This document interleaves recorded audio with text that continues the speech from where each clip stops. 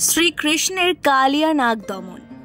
কৃষ্ণের বাল্য কৌশলের নানান বীর কাহিনীর মধ্যে অন্যতম শ্রেষ্ঠ এবং কৌতূহলদীপক কাহিনী হল কালীয় দমন।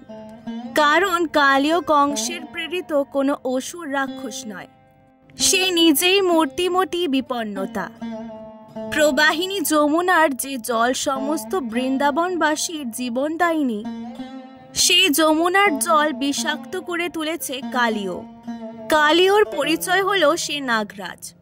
ভয়ঙ্কর বিষ তার মুখে শরীরে। যেখানে সে থাকে সেখানে জনমানব তো আসেই না, এমনকি কোনো পশুপক্ষীও তার ধারে কাছে আসে না। নাগরাজ কালীয়কে কৃষ্ণ প্রাণে মারেননি, তাকে ঘর ছাড়া করেছিলেন। পৌরাণিকেরা কালীয় দমনের বৃত্তান্ত নিয়ে বিচিত্র কাব্যশোভা তৈরি করেছেন, নাটকীয়তাও বাদ যায়নি। ভাগবত পুরাণে দেখছি কৃষ্ণের বয়স তখন কৈশোরগন্ধি। গরু চড়ানোর জন্য গোপ বালকদের নিয়ে তিনি এ বনে সে বনে ঘুরে বেড়ান।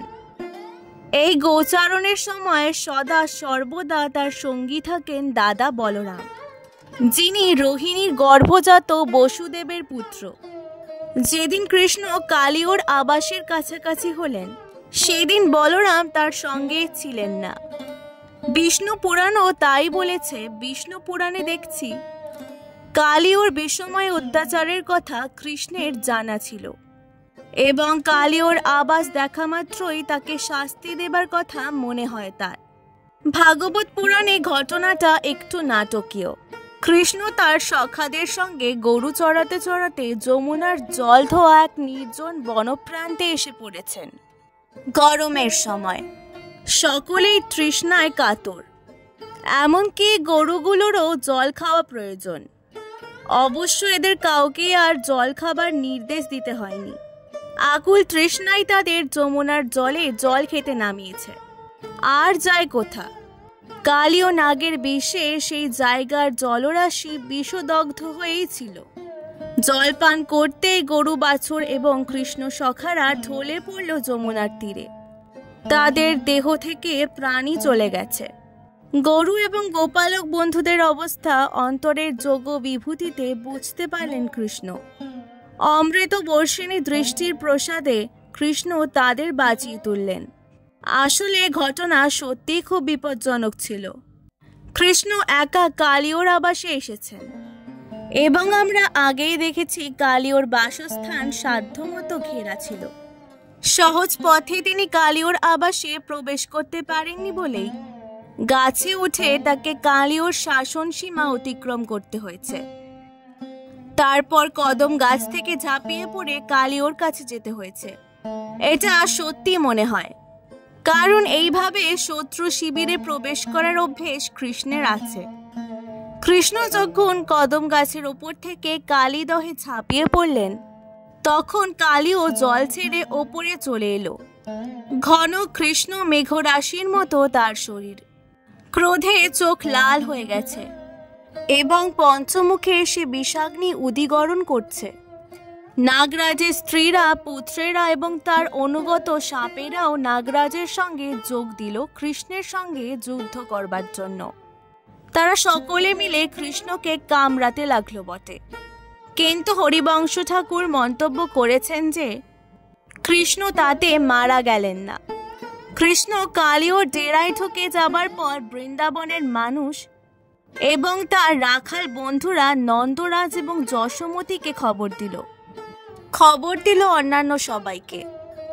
তারা ভয়ত্রস্ত হয়ে আকুলি বিকুলি করতে লাগলেন যমুনার তীরে দাঁড়িয়ে। গোপরমণিরা কৃষ্ণকে যথাসাধ্য বারণ করতে লাগলেন, কিন্তু যতই এই বারণ বাণী তীব্র হতে থাকে, কৃষ্ণের সংকল্প ততই বাড়তে থাকে। কৃষ্ণ কালীয়র আবাসে প্রবেশ করলেন। আমরা জানি কালীয়র মাথার উপরে কৃষ্ণের একটি নৃত্যরঙ্গ উল্লেখিত হয়েছে অনেক পুরাণে। কালীয়র 5টি ফণার ওপর ক্রমান্বয়ে নৃত্য করতে করতে একেবারে মধ্য ফণাটির ওপর তার নাচটা থেমে যায় এবং তখনই সেটা ছবি এবং ভাস্কর্যের বিষয় হয়ে পড়ে। ভাগবত পুরাণে এই নৃত্যভঙ্গির মধ্য দিয়ে কালীয় দমন সম্পূর্ণ হয়। এবং সেখানে শত্রুর দর্পমোচনের সঙ্গে নাগপত্নীদের স্তব কবি দার্শনিকের হৃদয় বিগলিত করবে। হরিবংশ, বিষ্ণু পুরাণ এবং সব পুরাণেই এমনকি বালচরিত নাটকেও কালিয়র মাথার উপর কৃষ্ণকৃত এই নৃত্যের কথা আছে। এবং সোজা কথায় এই নৃত্যের অর্থ একদিকে যেমন শত্রুদের দমনের সম্পূর্ণতা সূচন করে, তেমনি অন্যদিকে শত্রু দমনে কৃষ্ণের নান্দনিক স্বাতন্ত্র্য রচনা করে। বালচরিত নাটকে বা অন্যান্য পুরাণে যেমন দেখছি, তাতে নৃত্যপর ভঙ্গিতে কৃষ্ণ তার পদচিহ্ন এঁকে দিয়েছেন কালিয়ার মাথায়। কালিয়র বসবাস ছিল সমুদ্রে, কিন্তু তিনি সর্পভোগী গরুরের ভয়ে যমুনার আবাস বেছে নিয়েছেন। কৃষ্ণ তাকে অভয় দিয়ে বলেছেন, তোমার মাথায় আমার পদচিহ্ন আঁকা রইল নাগরাজ। গরুর যদি এই পদচিহ্ন দেখেন তবে কোনোদিনও তোমার প্রতি বিরূপ হবেন না। কৃষ্ণকে যারা অবতার হিসেবে মেনে নিয়েছেন তারা বলেন কৃষ্ণাবতারের এক অসাধারণ বৈশিষ্ট্য হল শত্রুর প্রতি করুণা প্রকাশ। কিন্তু লক্ষণীয়, শত্রুর প্রতি করুণা প্রকাশের এই বৈশিষ্ট্য যতই উজ্জ্বল হয়ে উঠুক, প্রায় সর্বত্রই কৃষ্ণের শত্রুরা কিন্তু সশরীরে হত হয়েছে। এমনকি রূপ গোস্বামী কৃষ্ণকে যে হতারি গতিদায়ক শত্রু হত হলেও তাকে তার প্রাপ্যের চেয়েও ঊর্ধ্বগতি যিনি দান করেন বলে একটা জব্বর বিশেষণ দিয়েছেন। এই নিরিখে কালিও কিন্তু এক অসাধারণ ব্যতিক্রম। কৃষ্ণ তাকে মারেননি এবং কালিওকে তিনি নিজের জন অথবা পরম ভক্তের মর্যাদা দান করেছেন। ভাগবত পুরাণে কালিয় নাগের পত্নীরা স্বয়ং জানিয়েছেন যে কালিয়র মাথায় কৃষ্ণের পদচিহ্ন হল তার অপরিসীম করুণারই অম্লান প্রকাশ, যে পরম পদ লাভ করার জন্য লক্ষ্মী অযুত বছর তপস্যা করেন। সেই পদচিহ্ন তিনি স্বয়ং এঁকে দিয়েছেন কালিয়র মাথায়। কৃষ্ণের কথা শুনে কালিও যমুনা ছেড়ে চলে গেলেন কৃষ্ণের পদচিহ্ন মাথায় নিয়ে।